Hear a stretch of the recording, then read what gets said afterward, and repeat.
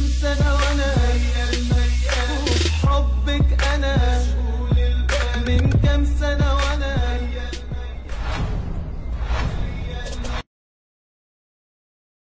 أقم الصلاة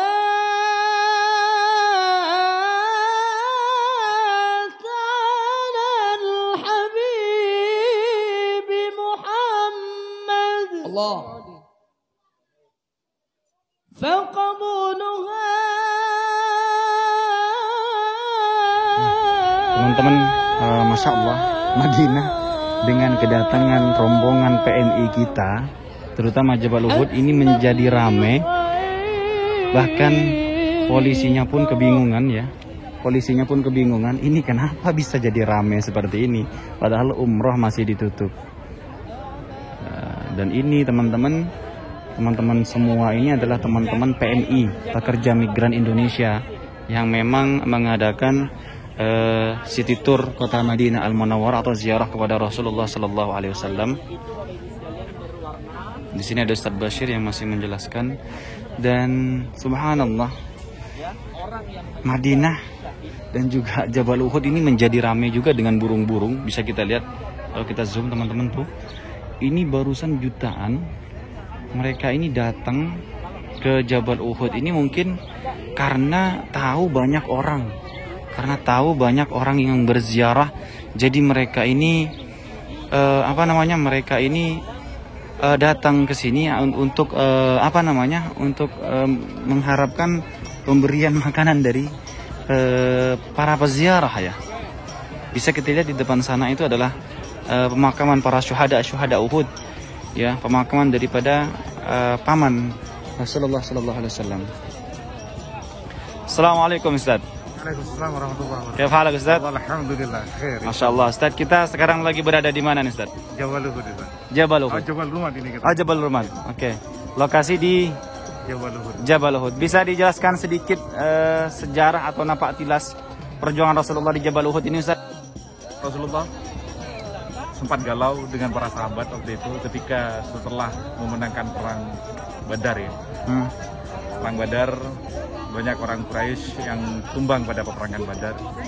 Hingga kemudian banyak tokoh-tokoh dari Badar itu yang meninggal. Ada 7 orang tokoh yang meninggal, salah satunya adalah Abu Jahal waktu itu kan, yang mati. Orang Mekah waktu itu geram, terutama tokoh-tokoh Mekah, Abu Sufyan dan kawan-kawannya geram. Kita harus balas nih kekalahan kita. Maka kemudian berinisiatif untuk mengumpulkan dana, berinisiatif untuk mengumpulkan pasukan, mengumpulkan alat-alat perang. Maka kemudian waktu itu dari Mekah itu rombongannya banyak. Ada 3.000 pasukan waktu itu.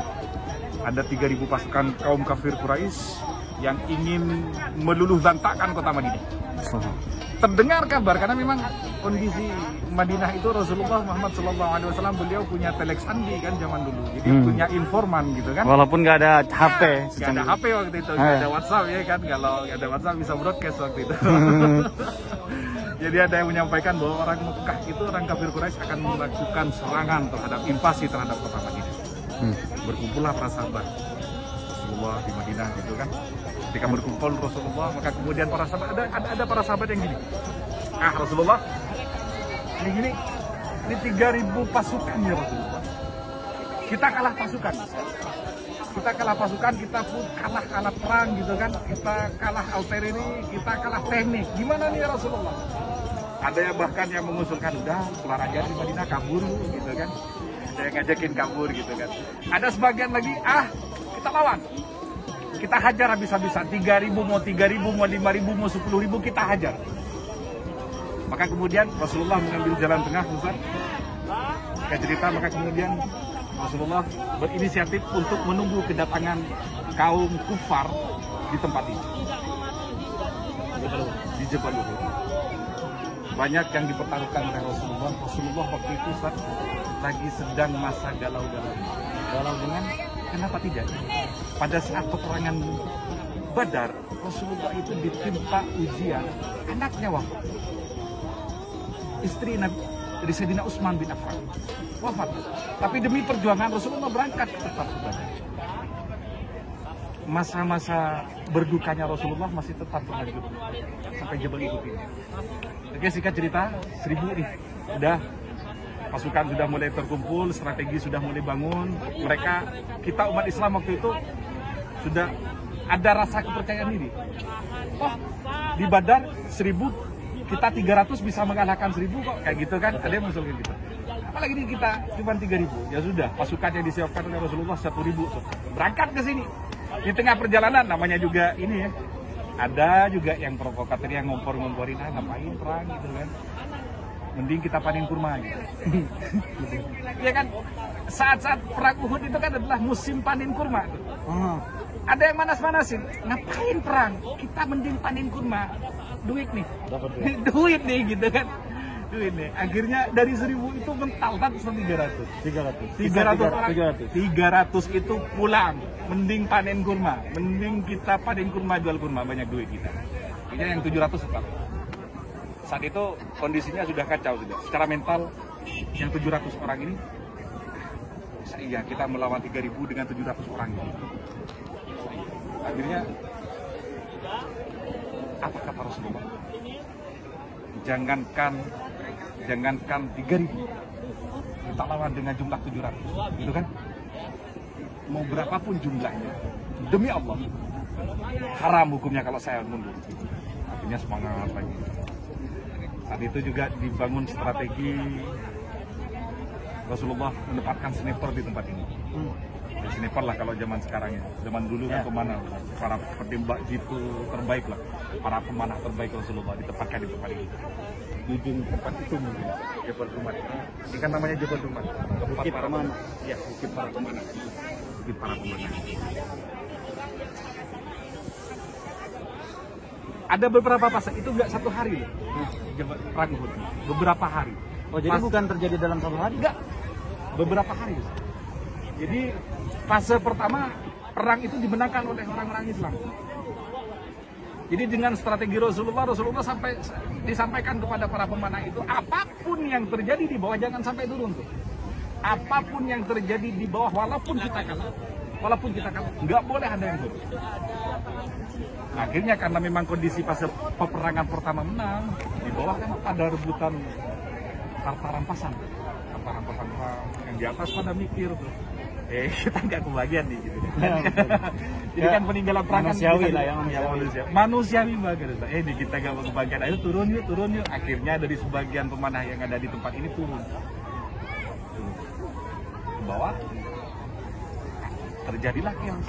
Jadi pasukan Quraisy itu, pasukan kufar itu ketika melihat para pemanah sudah mulai turun, karena memang pasukan pemanah ini yang paling ditakuti.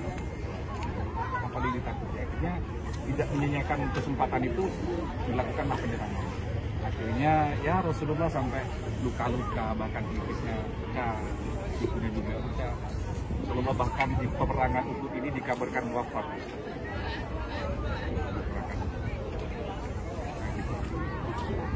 Bahkan naasnya paman sahabat terbaik Rasulullah yaitu Sayyidina Hamzah bin Abdul Muthalib wafat.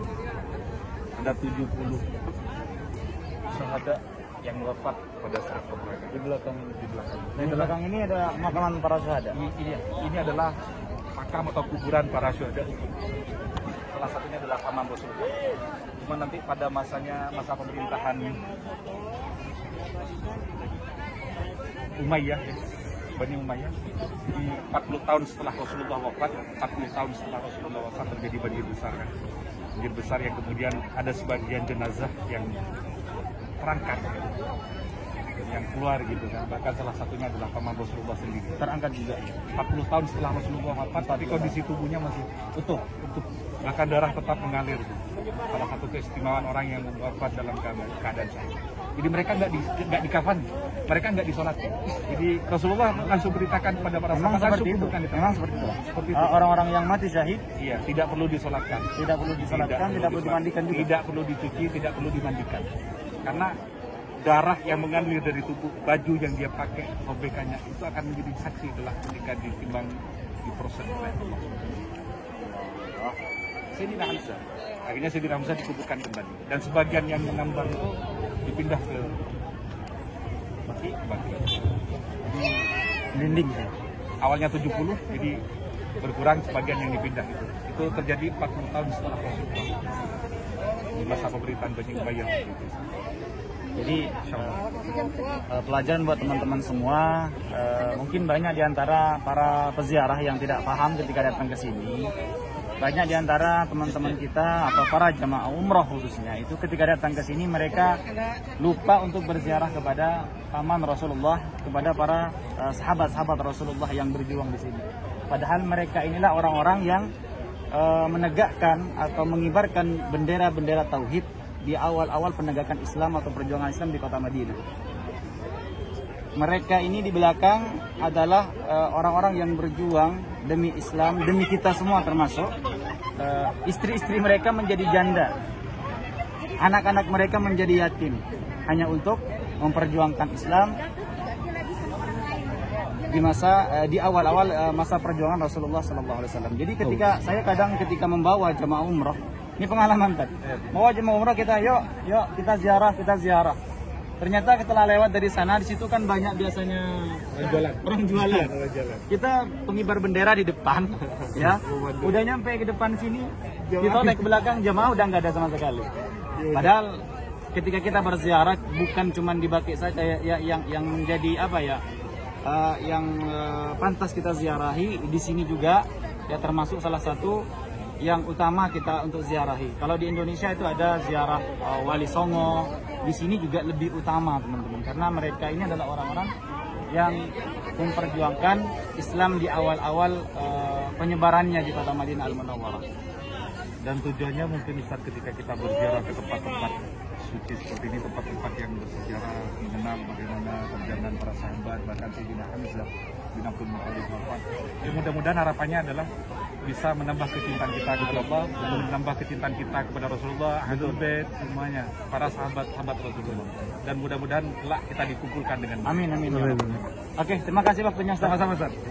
Ustaz Maman Hafiz, gimana? Oke, lanjut. Kita tanya Ustaz Bashir, gimana? Sudah selesai? Halo. Nah, teman-teman, biasanya di sana itu biasanya toko-toko berjejeran ya. Toko-toko berjejeran. Di sana toko-toko berjejeran semua. Maka dari itu godaannya orang-orang berziarah, kata bisnya turun dari sana. Bisnya turun di sana. Ketika dia turun dari bis, nah dia jalan ke sini mau ziarah, teman-teman. Belum nyampe ke sini, jemaah di belakang sudah pada habis. Nyangkut semua di situ perbelanjaan.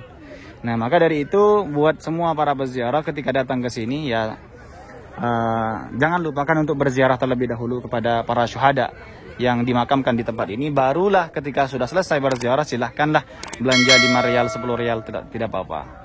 Oke, teman-teman.